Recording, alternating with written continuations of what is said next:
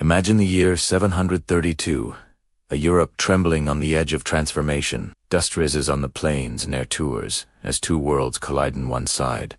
The disciplined cavalry of the Umayyad Caliphate, bringing the weight of an empire that stretched from the sands of Arabia to the Atlantic shores of Iberia. On the other, the determined warriors of the Franks, led by Charles Martel, a man whose very name, the Hammer, would echo through the chronicles of history. This was not merely a clash of armies, but a confrontation that would decide the trajectory of Western civilization. Was this the moment Europe would be absorbed into the Muslim Caliphate, or would a battered yet defiant Christendom hold its ground? Historians like Gibbon described it as one of the decisive battles that rescued the ancestors of modern Europe from the yoke of the Quran. The Battle of Tours was more than a fight for land, it was a struggle for the soul of a continent. Today, we will uncover the truth behind this pivotal moment, separating legend from reality, and understanding why this encounter has been remembered as one of the turning points of human history. The story begins decades before Tours, when the armies of Islam surged out of Arabia with lightning speed. Within a century, they had dismantled ancient powers and established dominion stretching across vast territories. The Byzantine Empire had been weakened, the Sassanid Persians destroyed, and the Visigothic kingdom of Spain toppled in the early 700s. The Umayyad armies under commanders like Tariq ibn Ziyad swept into Iberia, their cavalry striking fear across the peninsula. Within just a few years, nearly all of Spain was under Muslim rule, leaving only small Christian enclaves clinging to survival in the northern mountains. From there, expansion into Gaul seemed inevitable. Frankish lands were wealthy, fragmented, and vulnerable. It was here that Charles Martel began to forge his reputation not yet king, but the mayor of the palace, a man wielding the real power behind the Frankish throne. His reforms of the Frankish army, his relentless campaigns against rivals, and his vision for unity would all converge in the fateful year of 732. But why did Tours matter so much? Historians have long debated its importance. Creasy, in his book 15 Decisive Battles of the World 1851, placed Tours among the most crucial turning points, arguing that had Charles Martel fallen, perhaps the interpretation of the Quran, and not the Gospel, would now be taught in the schools of Oxford.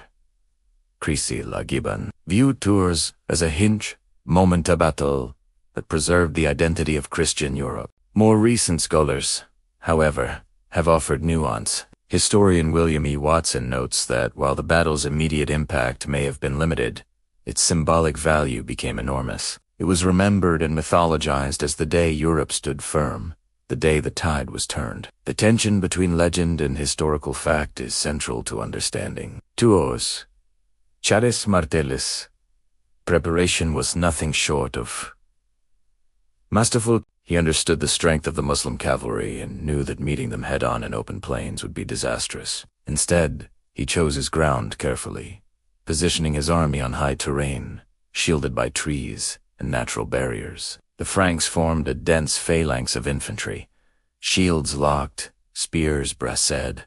They would not be lured into reckless charges. Chroniclers like Paul the Deacon describe them as immovable, like a glacier rooted in the mountains. For 6 days, the armies tested one another, with skirmishes and maneuvering, until finally, the Umayyad commander, Abd al-Rahman al-Ghafiqi, committed his forces. The cavalry thundered forward, but the Frankish line held. Again and again, waves of riders crashed against the wall of shields, but Charles's men refused to break. It was the discipline, the patience, and the grim determination of the Franks that made the difference. The climax came when Abd al-Rahman was killed in the fighting. Leaderless, the Umayyad army wavered, and rumors spread that their camp was being looted. In the chaos, retreat turned into flight. By dawn, the invaders had vanished, leaving the battlefield to Charles Martel. Though far from the largest battle of its age, Tours would be immortalized as a civilizational clash.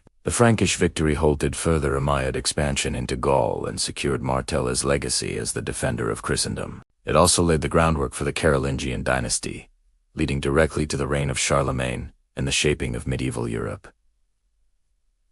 At this point, let's pause. If you're fascinated by how single moments in history can alter the destiny of entire civilizations, make sure to subscribe to our channel. Here, we don't just tell history, We bring it alive. Every battle, every decision, every turning point is part of a greater story, and you won't want to miss what comes next. The mythology of Tours grew rapidly in the centuries that followed. Later, chroniclers painted Charles Martel as a divinely chosen savior, a warrior whose hammer crushed the enemies of Christ. The Church embraced this narrative, for it aligned perfectly with the idea of divine providence guiding Europe's destiny. The Carolingian rulers who followed, particularly Charlemagne, inherited not only Martellus' power, but also his aura of sanctity as a defender of the faith. Yet, as historian Alessandro Barbero observes, Tours must also be understood in the context of Carolingian propaganda. It was a battle remembered not just for what it achieved, but for what later rulers needed it to mean. And yet, even stripping away the layers of legend, the significance remains profound. Tours symbolize the limits of expansion, a line drawn on the map of history. While the Umayyad Caliphate remained powerful, its ambitions in Western Europe were checked. Meanwhile, Charles Martel demonstrated the effectiveness of disciplined infantry against cavalry, foreshadowing the military evolutions of medieval Europe. As the centuries passed, Tours became a touchstone for identity, a rallying point for those who saw themselves as guardians of a civilization under threat. The legacy of Tours has echoed through countless works. Gibbon's Decline and Fall of the Roman Empire emphasized its role as a salvation of Europe. Creasy placed it alongside Marathon, Waterloo, and Hastings as one of the defining struggles of mankind. Even modern debates cannot escape its weight, as scholars argue whether it was indeed decisive or simply another skirmish magnified by myth. But perhaps this is the true power of Tours, not merely the clash of swords on a battlefield, but the clash of ideas, the enduring memory that shaped how generations understood their place in the world. So, when we speak of Tours, we are not just recounting a medieval clash. We are exploring a story that blends fact and legend, history and myth, politics and faith. We are revisiting the moment where one man's leadership and one army's courage became the foundation of a dynasty, and perhaps even of Europe itself. As historian Christopher Dawson remarked, the future of the West was saved by the courage of Charles and his men, who stood firm when the tide of Islam threatened to engulf the continent. And this is why the Battle of Tours continues to captivate us today. It was not simply about the Franks and the Umayyad. It was about identity, about the survival of a way of life, about the choices and sacrifices that shape civilizations. If this journey into the heart of history has stirred your imagination, then join us for more. Subscribe, share, and keep exploring with us. Because history is not just about the past, it's about understanding who we are today and where we might go tomorrow. Here at Vertex of Time, every battle tells a story, and every story reveals a truth. Don't miss the next chapter.